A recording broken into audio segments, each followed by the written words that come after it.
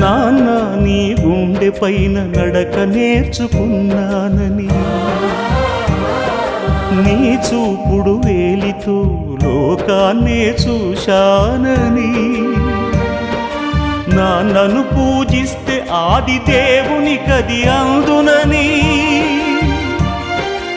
అమ్మకు బ్రహ్మకు మధ్యన నాన్నే ఒక నిచ్చెనని తెలియనైతి తండ్రి, ఎరుగనైతి నాన్న.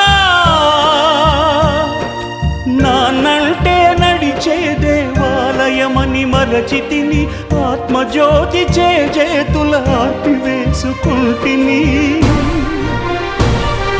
మరచిపోయి కూడా నన్ను మన్నించొద్దమ్మా,